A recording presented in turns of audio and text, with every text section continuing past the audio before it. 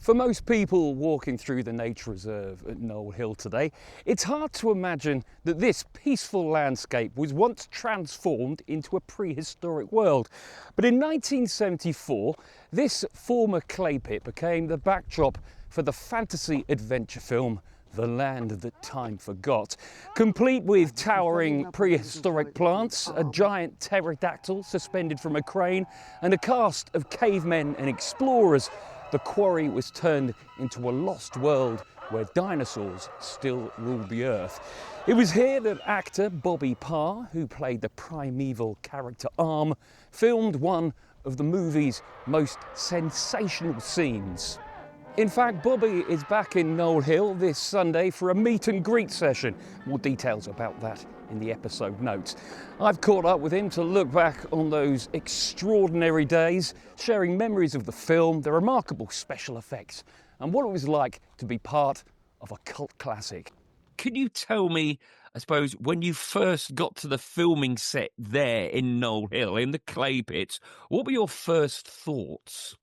Well, as soon as I walked in, you could see it was a prehistoric place, almost as if it actually had been designed as a prehistoric place. So once you got into the quarry, you was in another world. Can you remember what kind of they'd done to the place to make it look prehistoric? What kind of particular thing had they done to dress the set? Well, they put like special type of trees, and of course you got the pterodactyl flying around, which was on a massive train, and everything where they put little bits that made it look very, very old. You mentioned there the pterodactyl. Now, that played a key part in your role, didn't it? There was a moment when the pterodactyl, you were rescuing one of the main characters, if you like, and the pterodactyl swooped down. Now, could you explain to the listener, to the viewer, the sequence there, what happened? Yes. Well, apparently you have 3 sets of cameras going around filming different parts of the actual film. Yeah, 3 sets of cameras, yeah. Yeah, and the third set came over to me and said, Bobby, we're going to shoot the scene where the pterodactyl was swooped into its jaws. Now, what you've got to do is Doug McClure will see you for the first time after you've disappeared off the scene. Doug McClure being the star of the film. He was the main star, yeah. And what it was, there was a sequence where you see me just walk away into the distance. My eyes are wide open. The camera, obviously, light flaring in there. And it was to show that I'm being initiated by another tribe from a Bolo to a Stolu. And then I came back. And the first Sorry, go over that bit again. From a what to a what, sorry? I was a Bolo, they call it, and there was a Stolu. What it means that evolution moved very fast. I see. So you're talking about the kind of, if you like, Neanderthal man that you were there. Okay, yeah. I'm with you. That Neanderthal man was a Bolo. He was the lower part. Then he starts upgrading, becomes a Stolu. His appearance changes again. We saw the evolution of man in a matter of seconds, if you like. Yeah, that's it, more or less. And then, of course, I was going to become a Galu, which is what Doug McClure would be. Neanderthal man is evolving in seconds in a clay pit in Knowl Hill. Well, it probably wasn't in seconds because it obviously had to do it that way. Yes. Because they wanted to show Arm being initiated from a distance as he disappears off the scene. And along comes this pterodactyl flying around, and Doug is on the scene, and I see him, and I run forward because he's going to be eaten by the pterodactyl. So I push him out of the way, and he goes, Arm! He's calling to me, and it swings round again, it comes back, boom. It takes me into its jaws and flies away with me. And and if one had been at Knowl Hill over the course of a few days there and wondering what was taking place, they would have actually seen like a life-size pterodactyl, if you like, hanging from a crane. This wasn't just like a little model on screen. Oh, no. The real deal. Yeah, this was massive. It was absolutely incredible. How they built this, I do not know. But the man that created that was very, very clever. And it was a massive, massive thing. It was the whole of the bird that they created.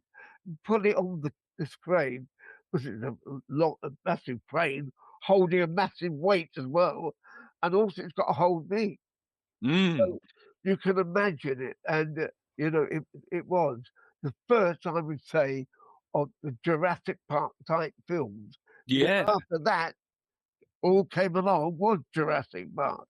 You were, yeah, absolutely. I wonder if Spielberg took inspiration from you. Now, were you actually in the pterodactyl's mouth yourself? Did they use a stuntman to do that? How did that work? No, I did it.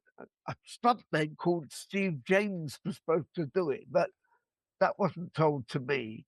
And all I know is that the third crew filming that particular sequence said, Bobby, I want you to get into this harness and I want you to knock Doug to the floor. The pterodactyl was going to sweep round and going to sweep you into his jaws, which is what happened. I did then, when I had finished that scene, I was approached by the stunt union and said, you shouldn't have done that. No, absolutely. Well, I don't know. I said, I'm only taking my orders from the crew. So, yeah. But when you're on a film, though, you got to do what you got to do, get these things done. You're under such time pressure, aren't you, I guess? Yeah. Do you remember any locals coming up to watch the filming, being particularly curious about what was going on in the clay pits? Oh, yes, there was. There were locals around that were obviously looking in, but of course it's all cordoned off, so nobody could get onto the set. But they could see from the set or looking into it. Yeah, they will know what's going on, right? With The Land That Time Forgot, did you realise at the time that this film would become a cult classic? Can you ever tell that kind of thing when you're on set? Oh, yes, because if you think that I don't think they had made anything since 1 million year BC with Rachel, whatever her name is, excuse me. Raquel Welch. Raquel Welch, yeah. Yep. They hadn't made anything since then. So this now was something that was more interesting in as much that they were going to see what these characters were, these Neanderthal men. They're not really Neanderthal. They're something that's a creation. Have you watched the film recently? Yes, because it's become Blu-ray. It's gone to Blu-ray. So of course. Yeah. So when you watched it back, what did you think of it? If you could sum that up for me briefly.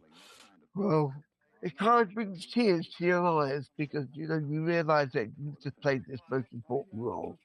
And here I am today, looking at what I did and how active I was. Every one of those actors in that film were really nice. They were good to me. There's no animosity, nothing to worry about. You're on your way back to Knowl Hill this coming weekend, to where much of the film was shot. What are you looking forward to about that day? I guess any memories come flooding back. What kind of thing? Well, yeah, I've got it inside me already, that excitement. I'm waiting to see it. But of course, I'm probably going to look at just old houses there. Or I think not old houses, but new houses. It's still, you can still walk through. It's not a clay pit anymore. It's actually been turned into a nature reserve. Oh, I didn't know that. Yeah, there you go. There you go. Well, I am actually going there on, as I say, Sunday. Yeah. So that would be a good experience. Yeah, you can still go for a stroll through there and, cast your mind back to the land that time forgot. Yeah. Bobby, thank you so much for your time. Oh, you're welcome. Thank you very much, Ben, for having me on your programme. That was Bobby Parr, one of the stars of The Land That Time Forgot, filmed right here in Knowl Hill, which mercifully is now dinosaur-free. This is the last episode in Series 18 of the RG10 Podcast. We will be back in a few weeks' time. I can't promise you any more stories as bizarre as this one, but we will certainly try our best. Goodbye.